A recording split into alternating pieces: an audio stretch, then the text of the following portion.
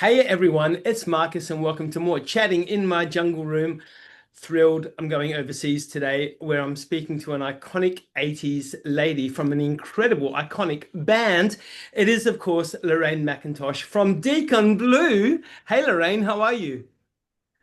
I am very good. Thank you for that lovely introduction. Oh my goodness. I mean, seriously, it is, the band is iconic. I mean, let's be honest. 1987, the first album came out. You are celebrating 40 years since you grouped up together. Whew, where did that time go?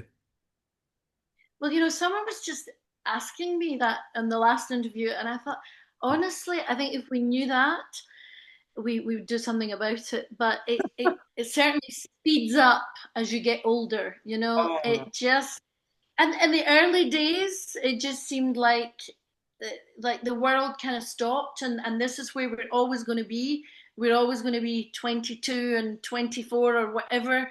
yep. And then you realize, oh no, it keeps going. And we split up after 8 years, and we thought that was a long career. We thought we'd done it, and that was it, finished. And here we are. We got back after 5 years, and we've never stopped since. Oh my gosh, like 17 albums in, obviously starting off with the 1987 album, which was called Raintown, Yeah. and right up to the brand new album, The Great Western Road. 17 odd albums in. I mean, that's just phenomenal. So congratulations. Let's talk about the new album, The Great Western Road. I know that you can't say your favorites because they're all your children, but I've got to tell you, Underneath the Stars, my total favorite. And are you saying that because I co-wrote that one? No, oh my Yeah. goodness. Well, Yeah.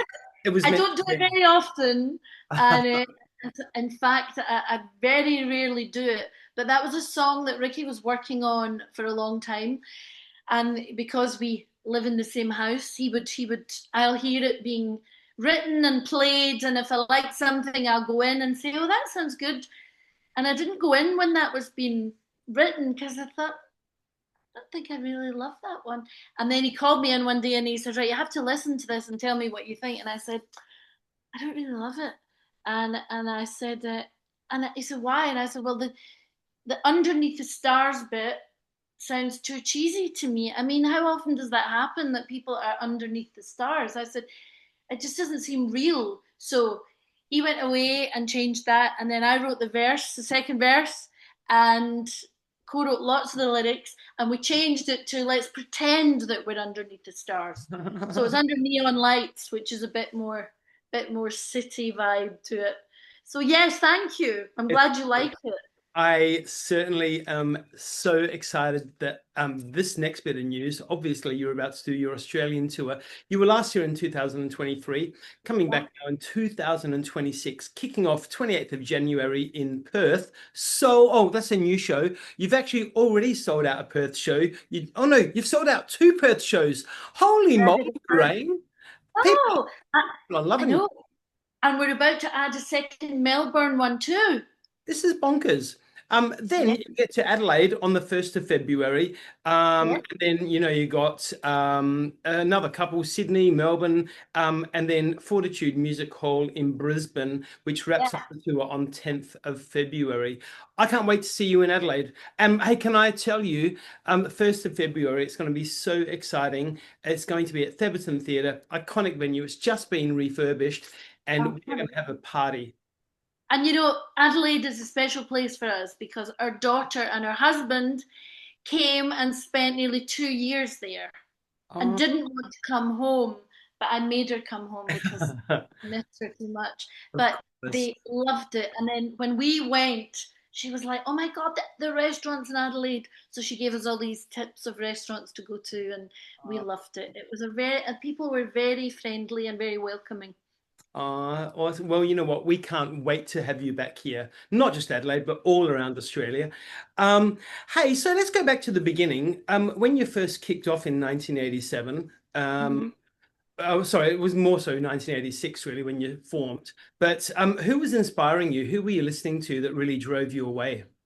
Well, to be honest, Marcus, I was singing. I was 21 and I was had just come to Glasgow a couple of years earlier, and I was singing with my brother in bars, and I was joining any band that would have me, and I was busking. And everyone was doing their own thing musically. I knew Ricky a bit socially, and he was always putting bands together. And I actually went to see Deacon Blue in the very earliest form perform at the local Glasgow Uni Social Club. And I went, and they actually played Dignity. I know, hard to believe, they did it without me.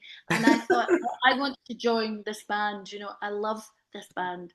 And then I was asked to come and sing in a couple of demos, and it kind of went from there. Even when we made Raintown, I was a special guest. I wasn't actually a member of the band at that point. It was the producer John Kelly who said you should ask her to join the band. Yeah. So I can thank or blame John. But what was I listening to? I was listening to whatever was on the radio. Radio was just a massive, everything that was going on in the radio in 1985, 86. I was going dancing at the uni. I was dancing to Simple Minds, Iggy Pop, David Bowie.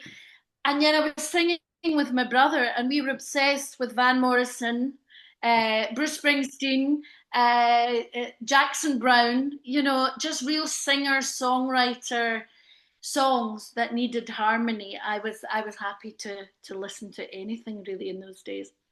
And back in those days, I mean, you've probably met a lot of those people that you used to listen to on the radio as well. Who's somebody that you met back in those times that really blew you away and kind of got you a bit starstruck, do you think? Well, I suppose the biggest one is Springsteen, because we were massive fans, and Nebraska had been out, and I had fallen in love with Nebraska, the album. It's my favorite Springsteen album, which his movie is actually about, that's out at the moment. And we were in New York having done a show, and his manager had come along to see us and invited us to a party in the Hamptons.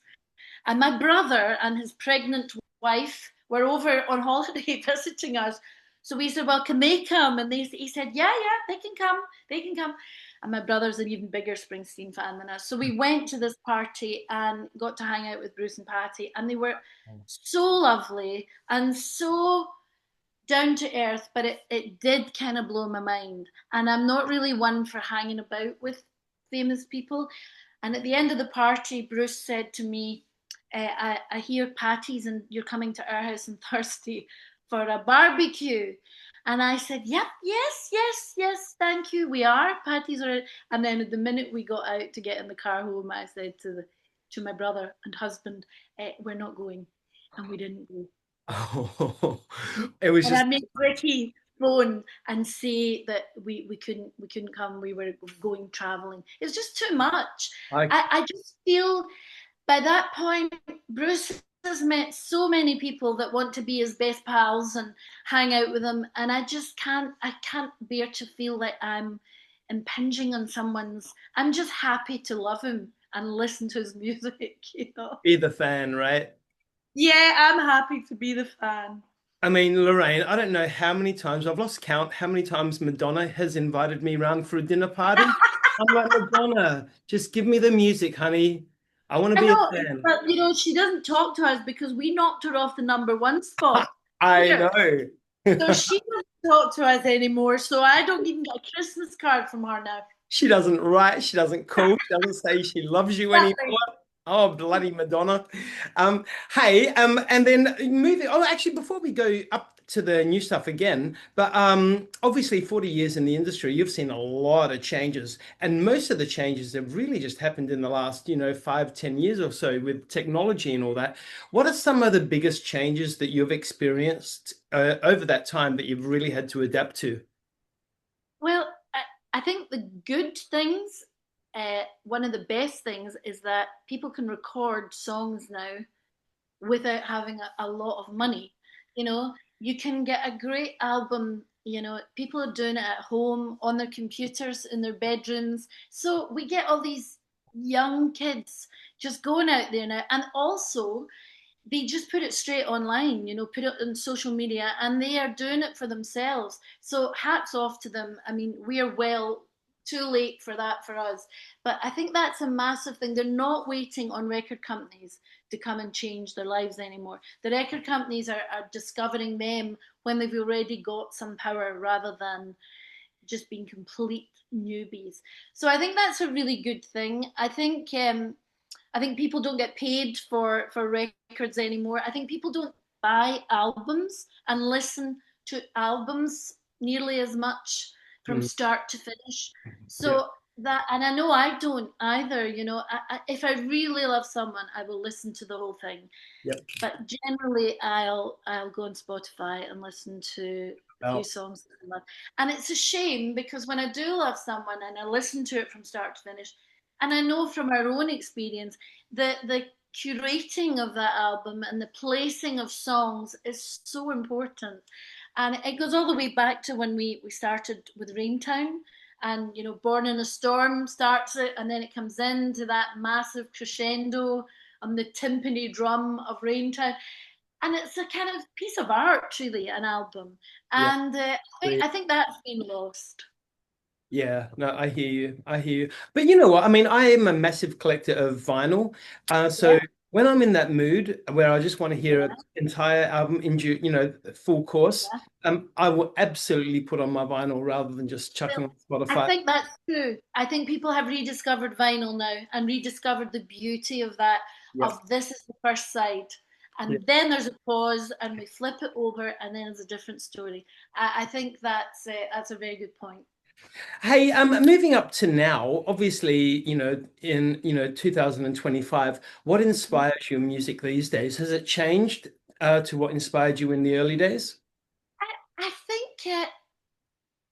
I think Ricky is the person who is responsible for the music of this band in terms of the songs. Occasionally, Gregor will chip in, or very occasionally, I'll chip in.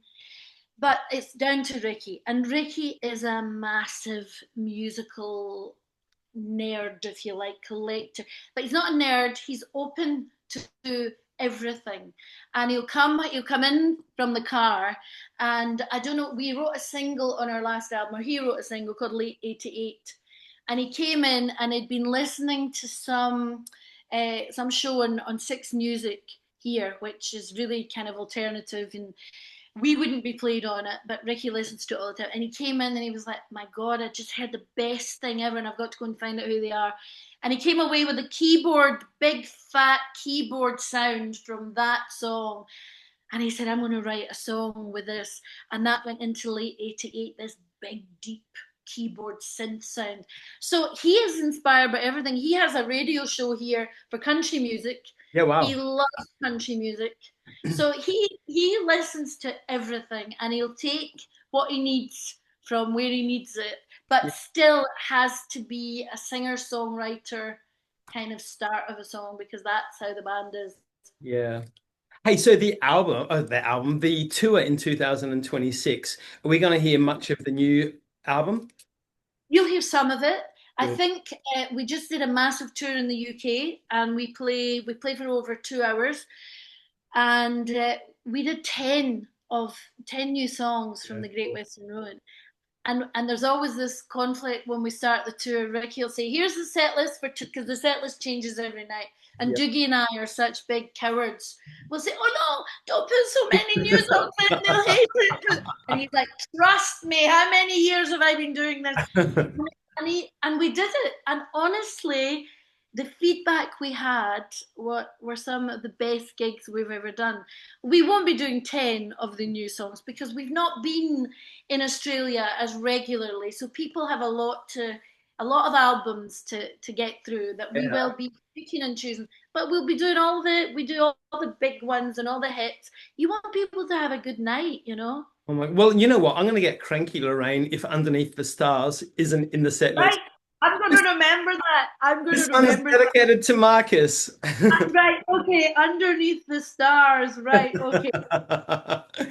Lorraine, I cannot wait till you get to Adelaide. I wish you all the best, with the incredible new album. Everyone, it's called The Great Western Road. Get onto it. Listen to it over and over and over, and then grab tickets to the Australian tour in 2026. Like we said, kicks off 28th of January, wraps up the 10th of February in Perth, in Brisbane. In Adelaide, Brisbane. it's the 1st of February. So get onto the tickets, everyone. Get onto the album. Lorraine McIntosh, what an absolute pleasure chatting to you. Thank you so much, Markus. And if you see us in the streets in Adelaide, because we will be walking about, please come and say hello. We definitely will be catching up. I know it for sure. Lorraine, you have a most wonderful evening, and I look forward to seeing you on tour. Thank you so much, Markus. Have a good day. You too. Bye. Bye-bye.